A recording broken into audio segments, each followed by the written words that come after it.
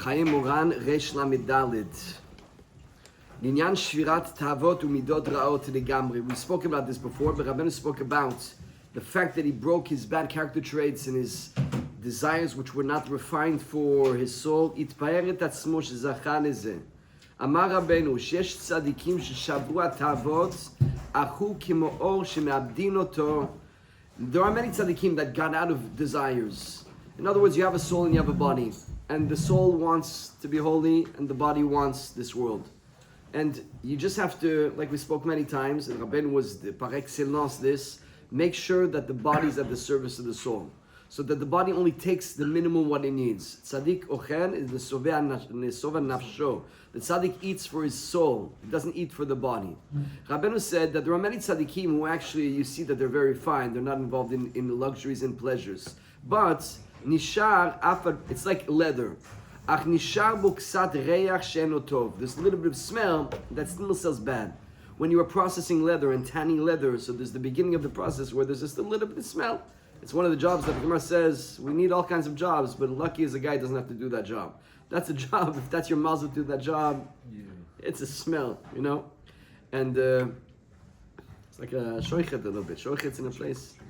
I know a family that the wife told him, listen, you're going to shochet, you go and come to the house, you go to the mikveh, take a shower, come in the house. It's there's a certain smell. So the leathers, it's true, it's almost there. But there's still a little whiff of the old smell of the putrid, sweat and the rotting of the animal.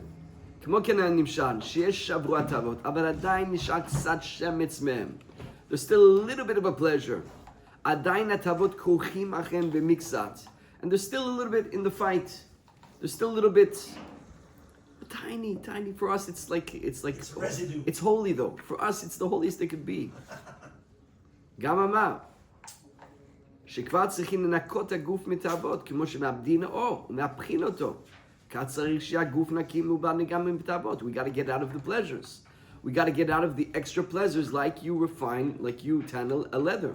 עד שממש יכולים להפכו לראות שהוא נקי לגמרי מכל התאוות מידות רעות. You got to be able to inspect your body, and there's nothing, you're giving up everything.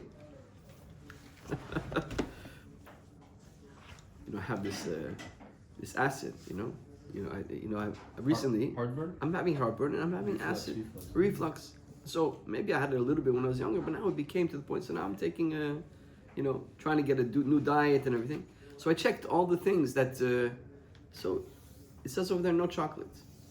And so even though I'm not the type of guy, but every day I could take a piece of chocolate. So Hashem's telling me, I told my wife, I said, look, Hashem wants me even to let go, even the smallest little things that I'm not going to restaurants, I'm not going here, but even everything we got to get rid of. Obviously, there's many more levels I have to go, 1,000,001 levels. But even the small things, you can give them up and you can continue to go further. Rabbeinu said you got to keep going. Don't stop when it comes to refining your ta'avot. You got to give up, get rid of everything. The ones that you like the most, that's the one you got to get rid of. Like the coffee. I was going to say coffee. The coffee, Rabbeinu himself would have coffee. Okay? It's written that once there's a Chayé Moharan somewhere it says that Rabbeinu was already after his coffee. So you see, the Shamash came to him after his coffee, or something. He came to him after his coffee. He smoked a pipe. Rabbeinu would smoke a pipe, but not for smoking. He told people, don't smoke. I'll explain to you. Rabbeinu didn't smoke to smoke. He told his Hasidim, don't smoke. He told his Hasidim, you think there's not enough ta'avot? Are we missing ta'avot? Do we have to add ta'avot? There's certain ta'avot where you have naturally from you. There's certain ta'avot that a person doesn't have naturally from him. He develops the habit. He creates the habit by starting. When nobody likes a cigarette, the first cigarette he takes. It's not a healthy thing.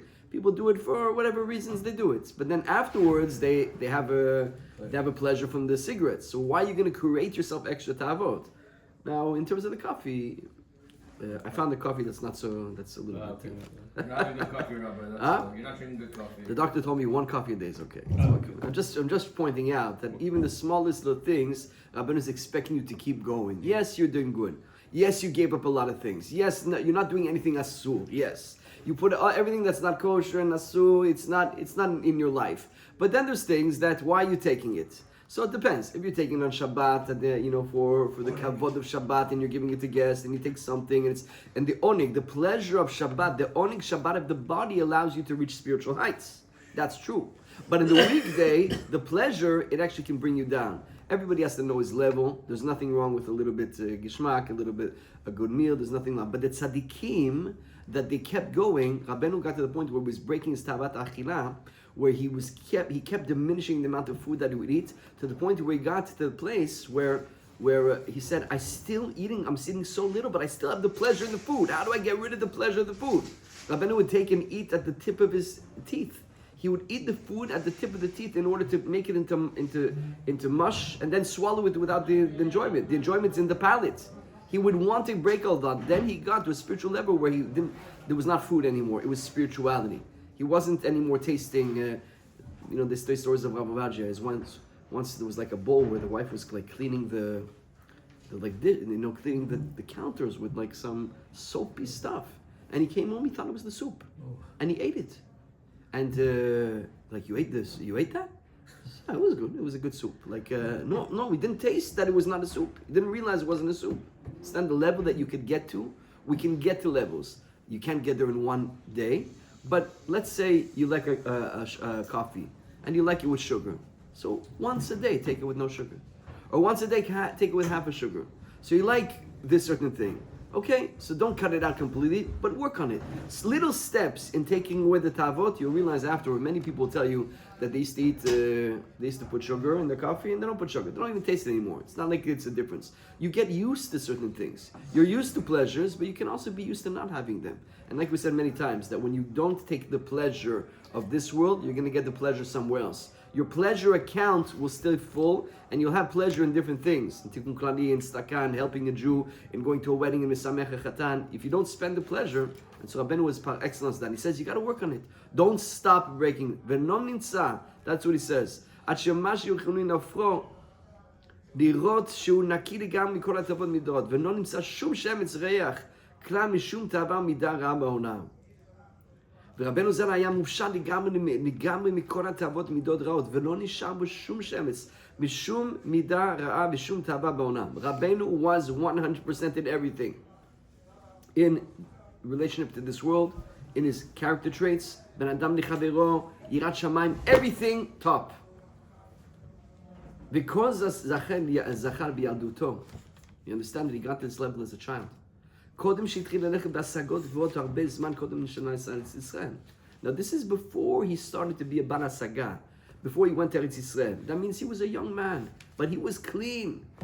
Then he became bar hasaga. What's bar hasaga? How do you fix tikkun abrit? Tikkun klali is masik. How do you, the Torot that he brought down, the sipurei masyot, he was metaken neshamot. Rabbeinu, the first time he saw a dead soul, he was very scared. He was asking Hashem to see a soul of a person. He got very, very scared. It was a soul of a rasha. He was petrified. Later, he was mitaken. He said, I'm able to take. He said like this. The time that it takes to speak to a live person, it's very burdensome.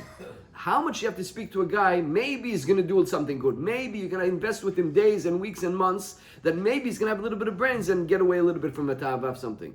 But nishamot, in the time that it takes to speak with the person, I can take thousands of nishamot and fix them and give them a tikkun. That means he already became the Baal Sadeh, putting nishamot in each place where they have to be. Understand where he became? But all this of breaking the midot ra'ot was the first step.